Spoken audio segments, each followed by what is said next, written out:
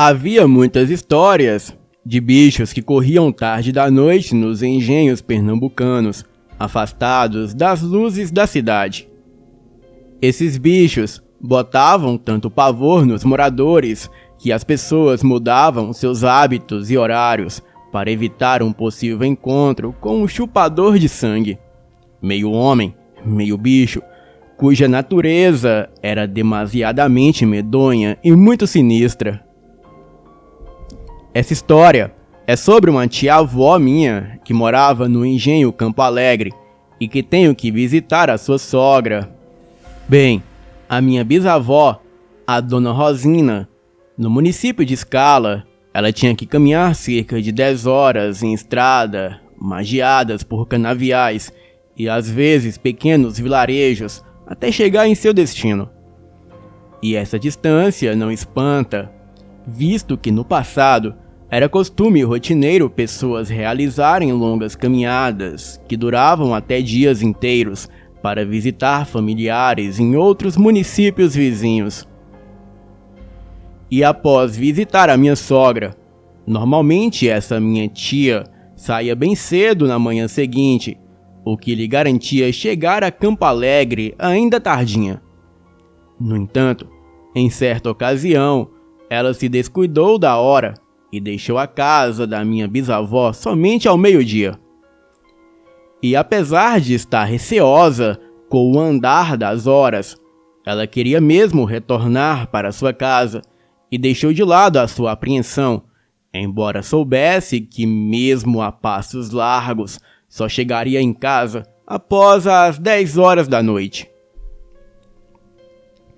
Naquela época, não havia tanta violência e a minha tia, diga-se de passagem, bastante corajosa, não teria tido seu coração afligido se não fosse pela tenebrosa notícia sobre um bicho que andava atacando animais nos engenhos ao longo do seu caminho.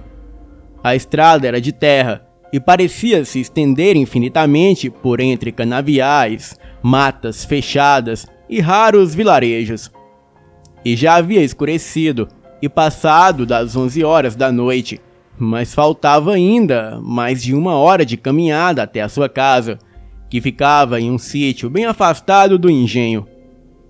E apesar do medo, a noite estava bastante iluminada pela lua e nenhuma criatura havia lhe cruzado o caminho, quando ao subir um morro, ela percebeu um vulto escuro e muito grande se locomovendo logo abaixo. E nesse instante, o seu coração disparou completamente, pois ela sabia que só havia cana de açúcar em sua volta, e seja qual direção tomasse, ela ainda estava a mais de 1 hora de qualquer alma viva. Ela criou coragem e reduziu seu caminho, esperando que aquela criatura desaparecesse ao longe, no meio do breu. E quando não mais viu qualquer sinal de criatura, ela apertou o passo e finalmente chegou em casa. Ela encontrou seu marido, que a recebeu desesperado, relatando que não fazia nem meia hora que o tal bicho, que corria por aquelas bandas, acabava de passar urrando alto, bem em frente à sua casa. Boa noite.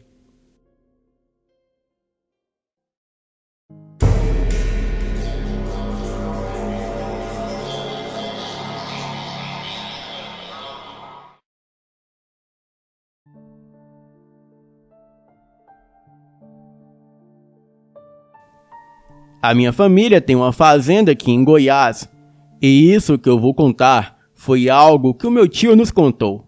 E por mais estranho e fantasioso que isso pareça, ele jura que é verdade, e do jeito que eu conheço ele, eu acredito. Esse meu tio estava cuidando da fazenda da família, e os negócios estavam indo bem, mas ele queria ampliar o lucro, então resolveu que iria aumentar o rebanho de gado. Ele precisava de mais pasto para isso e resolveu derrubar uma área florestada da fazenda que ele achou que daria um bom pasto. Então, ele começou a fazer os planos para desmatar a área. Primeiro, ele juntou alguns peões e foi fazer uma queimada para limpar a área, e eles colocaram fogo no mato e foram embora, deixando o fogo fazer o trabalho deles. E depois de um tempo, eles voltaram para lá e viram que o fogo tinha se apagado. Eles acharam estranho, então colocaram fogo novamente e foram embora. E mais tarde, quando voltaram, o fogo estava apagado de novo. Eles acharam que podia ser alguém que estivesse fazendo gracinha, e então resolveram fazer uma busca na mata. Eles deram uma volta, mas não acharam ninguém. Então colocaram fogo no mato e dessa vez ficaram um tempo lá, para ver se alguém aparecia por ali. Mas depois de um tempo, o fogo se apagou sozinho. Eles acharam isso muito estranho, então colocaram fogo de novo no mato e depois de um tempo o fogo apagou novamente. Eles tentaram mais algumas vezes, em lugares diferentes, mas o fogo sempre apagava.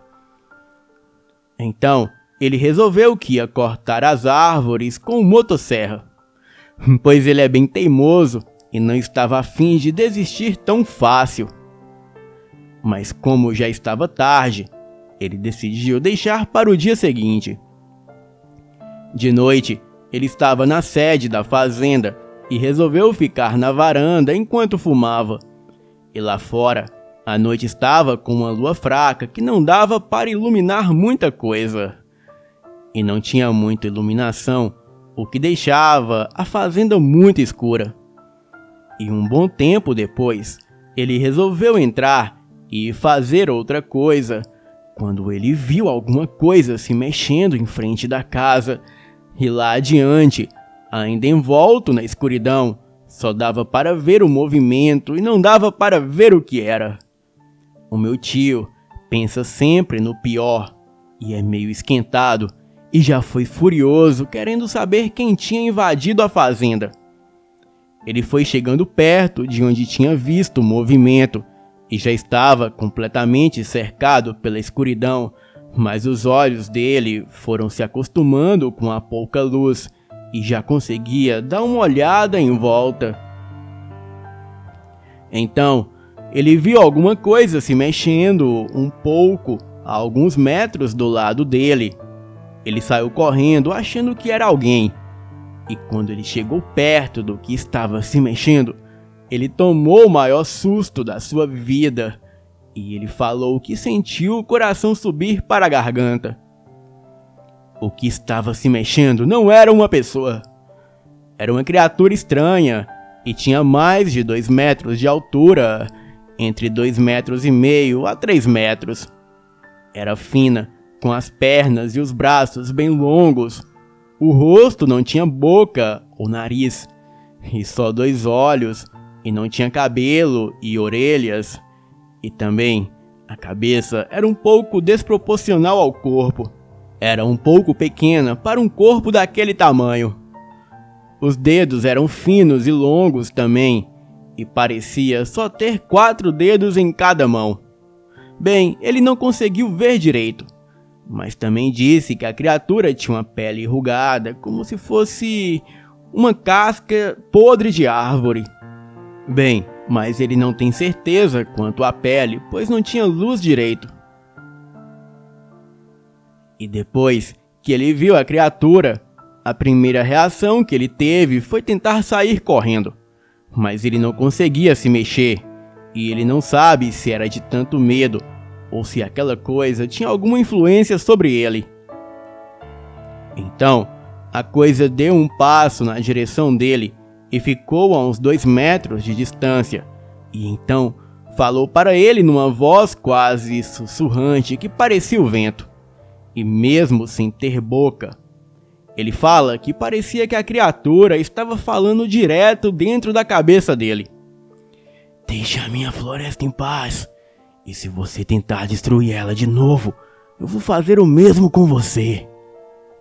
E então, a criatura saiu correndo, mais rápido do que qualquer outro animal que ele já tinha visto correndo, e pareceu que mergulhava no chão. Ele não sabe se a coisa entrou em algum buraco ou se ela caiu, ou o que fez. Mas ele não quis ficar lá para descobrir, e ele só saiu correndo na direção da sede da fazenda.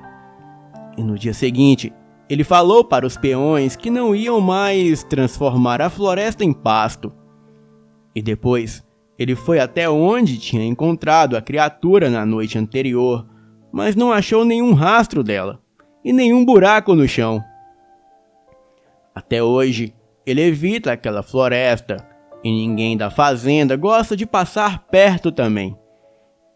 E um dos motivos para eu acreditar nessa história é que o meu tio é muito ganancioso e não liga muito para ecologia e preservação das matas. E se alguma coisa desse tipo faria ele mudar de ideia, com certeza a sua história era real. Boa noite.